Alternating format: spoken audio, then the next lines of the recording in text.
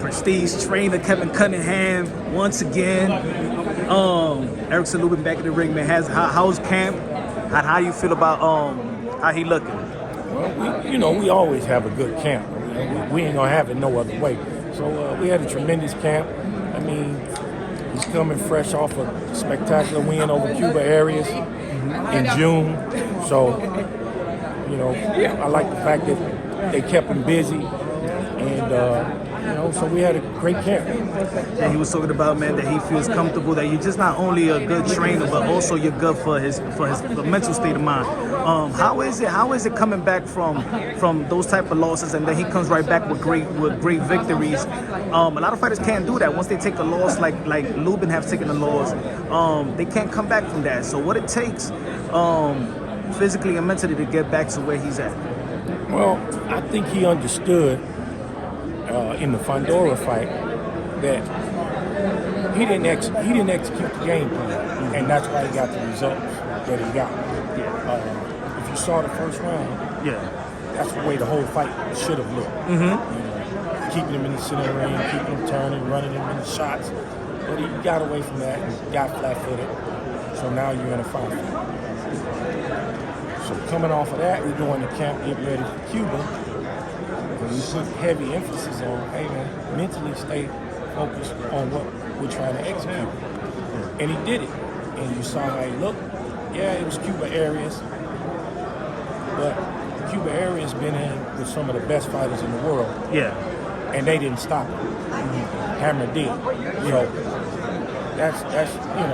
Is that just the battle of boxing and fighting, because he got that fighting spirit that he just want to go out there, man, and just go for it, and you just got to hold it. It's like you got to hold them back, got to be disciplined to just stick to the game plan, and that's what it is. You already know. And it's like jockeying a horse. You know what I'm saying? Yeah. So you gotta kind of rein him in so he can pick and choose the right times and the right spots to sit down and fight, and then stay focused on boxing and keeping your IQ sharp, and then running into shots to where you can sit down and put your fight down on your opponent. But you gotta set that up, and being sharp and using a sharp IQ will put your opponent in spots to where you can sit down on him and put some hurt on him. Like after the Charlo, man, he went on a 5-fight winning streak. And it's always an eliminator, WBC final eliminator, and he never got the title shot that he deserves, working his way back up. Now he's in it again. He's gonna be fighting for the WBC. Is it a WBC? No, interim. No, that's gonna be the other fight. This is a WBC and a WBO eliminator. Another eliminator in the bank. Now, finally, if you with a victory, or you going to pursue for pressure on the politics of boxing, give Erickson Lubin his title shot. Whether it's Tim Zhu, whether it's Charlo don't come back to the 154, he should get his title shot whatsoever. Definitely. We definitely feel like the winner of this fight deserves a title shot or a mega fight. If not a title shot, a guy like Earl Spence, something huge if it's not a title fight. Yeah. You know what I'm saying? He moving up, so that could be a good fight. Yeah. That could be a fight. One of the big fights. It's not a title shot, but the winner of this fight deserves a title shot. And if it's not a title shot, it should be a mega fight.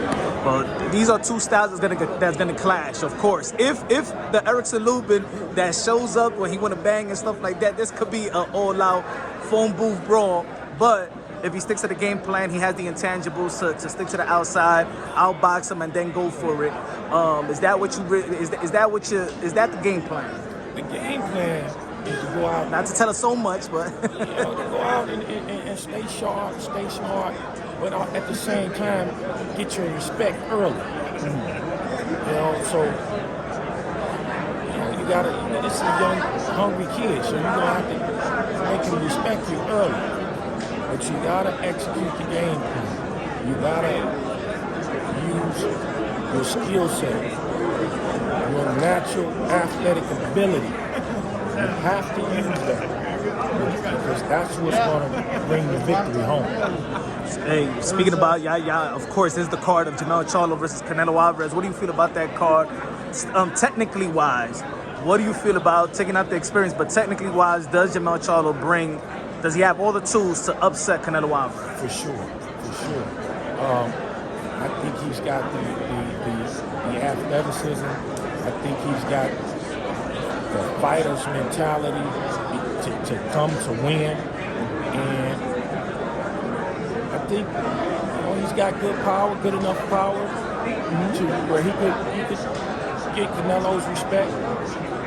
And I just think Jamel's coming to fight, man. I don't think Jamel's just coming here. Lay down. I don't think he's just happy to be here. Yeah, I think he's coming to win. But he's dealing with Canelo.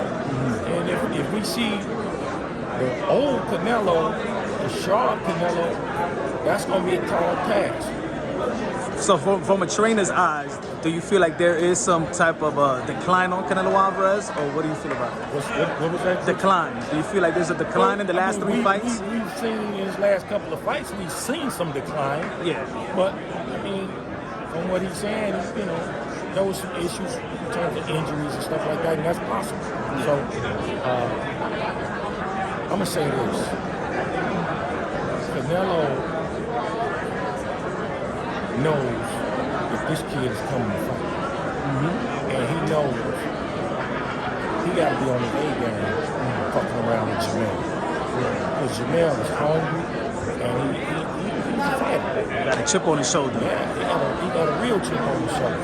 So, and he's coming to fight.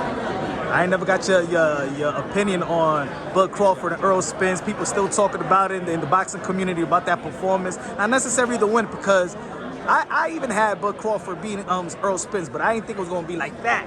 How do you feel about the performance of Bud Crawford, and where do you rate him as in the sport of boxing today? Well, I think he's one of the most talented fighters in the history of our sport. And one of the biggest things about Terrence is this. In recent history, he's probably, outside of Floyd Mayweather and Andre Ward, he's one of the best fighters in the world at making an adjustment in the middle of a fight. Timely adjustment. And adjusting to what his opponent is doing and making the right adjustment so he can take advantage and exploit his opponent. And I knew that going in, but he really showed that. And he had a plan, for Earl. He took the jab away from Earl immediately, And once Earl couldn't dominate his opponent with the jab, it was all she wrote. It was a wrap, man. Hey, Adrien Broner getting back in the ring and stuff like that. How is it helping Adrien Broner physically and mentally to get back to where he feels he needs to be and where a lot of people feel like they need to be? How's it going with AB? Tell us, brother. Yeah, man, everybody knows how I feel about AB, and I've given 1,000% trying to help AB bounce back. But at some point, AB's going to have to check himself and really want this for himself. And I don't know if he's at that point right now. Yeah. Well, we always got prayers for these fighters. They say it's a lonely sport, and this community of boxing, we tend to throw these fighters, to the side when they're not performing to the elite level as they used to be. So prayers up to all fighters. You know what I'm saying? They're all going through some things outside the ring. So prayers to AB, and hopefully he get back to where he should be. Yeah, for sure. Man, so thank you, Kevin Cunningham, and it was a pleasure. My man. All right.